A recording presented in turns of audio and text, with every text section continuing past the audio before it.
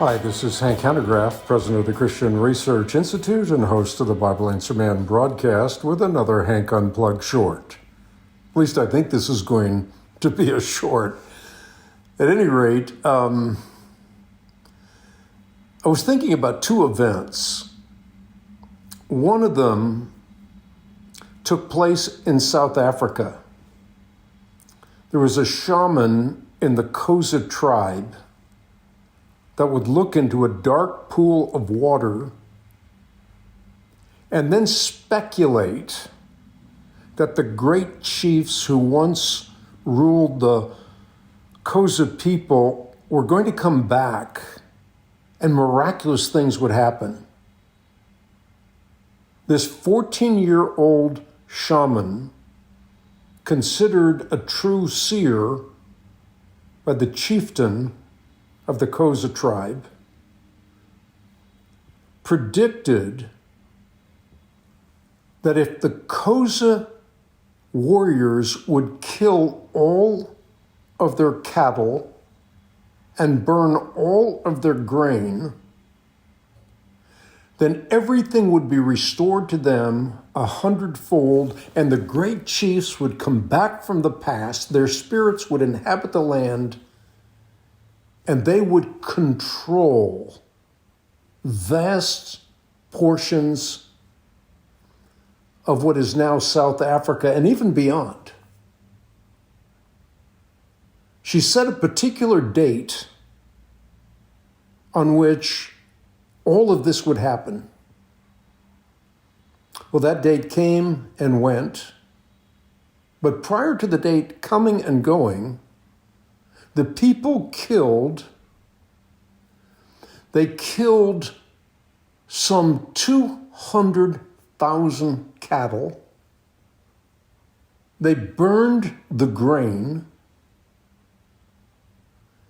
and then they watched the sun rise and set on a day in which the prophecy would be fulfilled.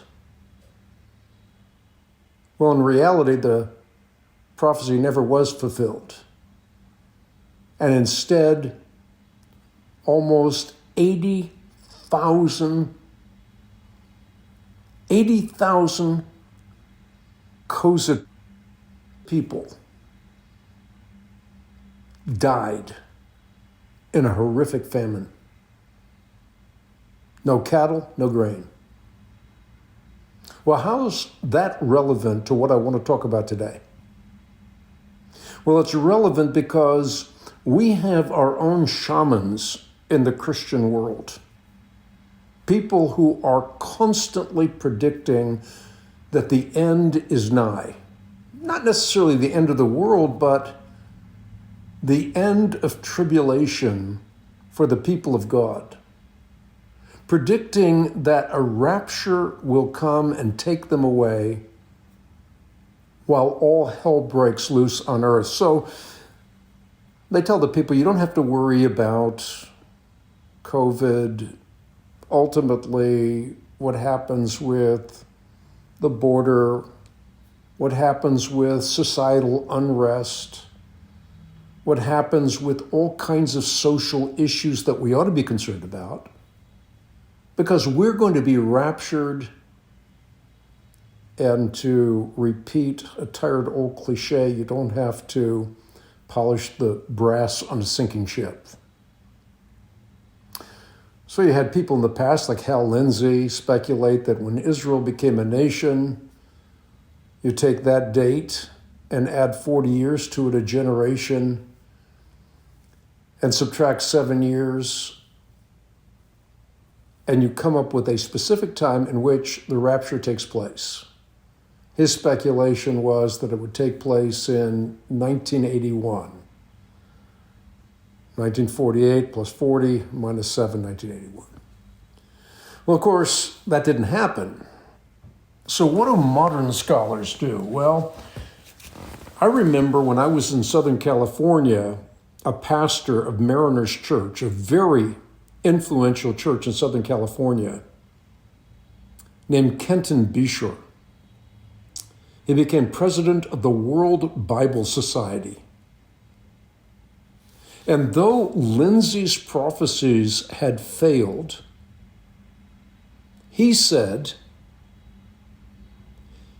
Lindsay was actually right. He only made one small errant calculation.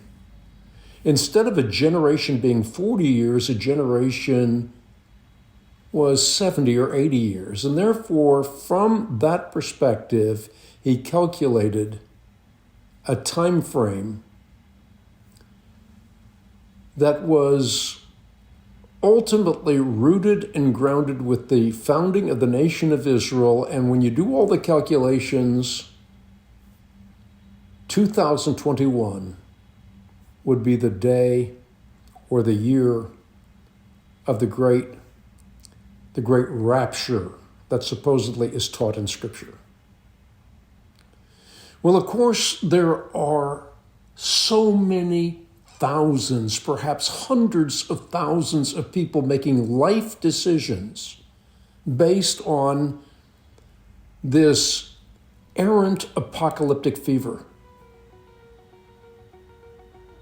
And what is the takeaway? The takeaway is that we need to learn to read the Bible for all its substantial worth, because if we do not, we will fall for the date prognosticators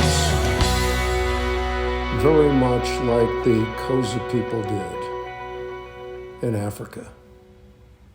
Thanks for tuning in.